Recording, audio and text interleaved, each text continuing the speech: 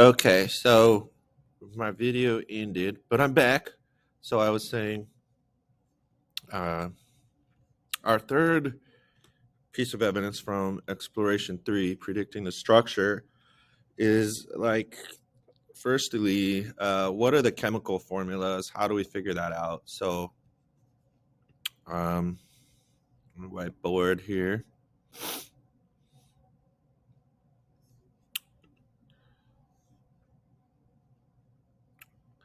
I had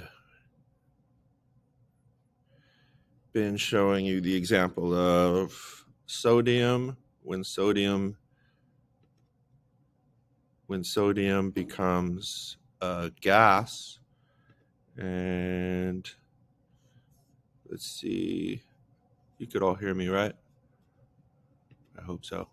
Okay, so when sodium becomes sodium metal reacts with chlorine gas. Marker out here. And they form this 1-to-1 ratio. So what in the formula, it's, let's see, I'm trying to do too much color changing. Let's keep it simple.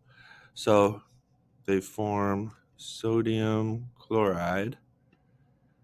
So it's a 1-to-1 ratio. There's one sodium for every chlorine when these types of atoms bond. So why is that? Because sodium is a group 1 element. It forms its electron dot structure is as such with one valence electron. And so it tends to transfer that to a nonmetal atom, which has more electronegativity than it. Sorry, I'm trying to write things with my, I wonder if I could, does that work? No. So the chlorine's dot structure, if I could do thicker, maybe, yeah, is 7 valence electrons. And so what happens is it tends to gain 1 electron so it can have the full octet. So it becomes a negative anion. The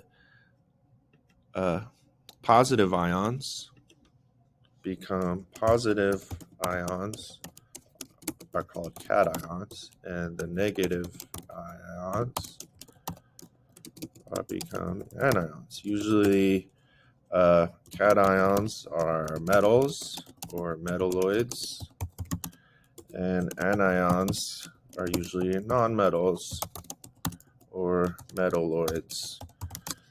Metalloids behave differently in different reactions. So that's how we get the formula for sodium chloride. When chlorine is a gas, it's just Cl2. So that's an important part of explaining why sodium chloride, the formula for sodium chloride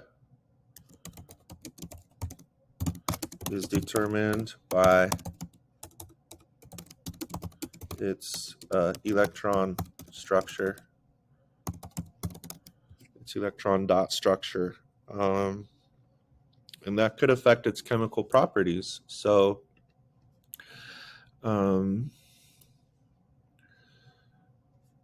we talked about how do we write chemical structures, what patterns there are, what determines the ratio. And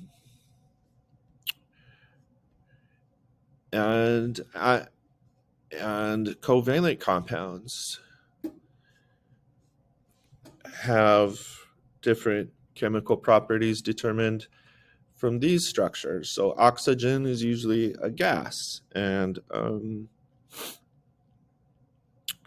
Chlorine is also a gas, so an oxygen combines with another oxygen atom, it forms O2 gas. Same thing here with chlorine, and they form these structures and shapes that affect their chemical properties. So if we have a chlorine as a gas, chlorine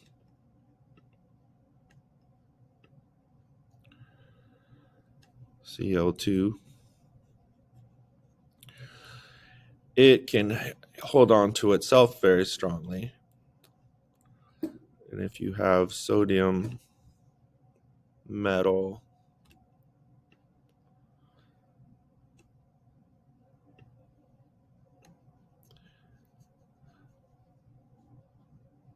this chlorine can easily react with that.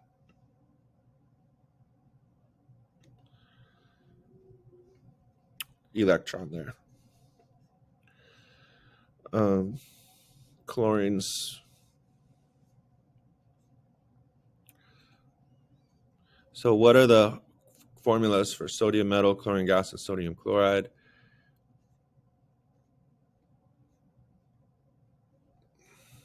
We could say that chlorine gas is very toxic because its molecules can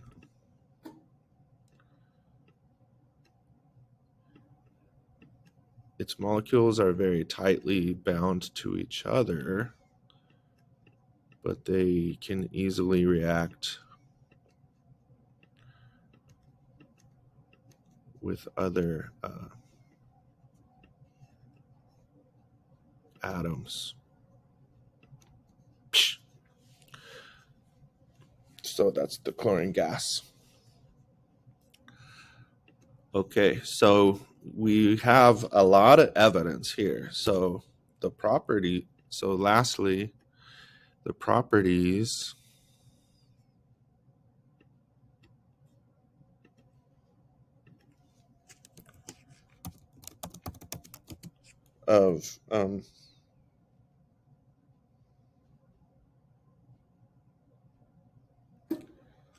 of chlorine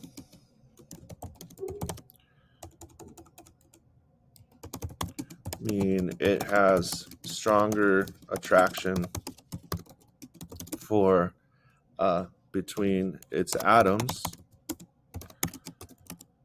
but not as much between its molecules, if that makes sense. So these two chlorine atoms are bonded to each other, but if you take a chlorine molecule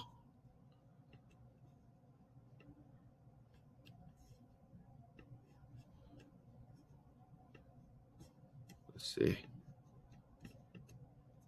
there we go. This chlorine molecule doesn't really bond with this chlorine molecule. It's very weak. It's maybe some attraction, but much weaker. So in your reasoning, attempt to explain how this evidence supports your answer. So put your answer simply, why is salt more stable than sodium metal or chlorine gas? And add your evidence about all of those.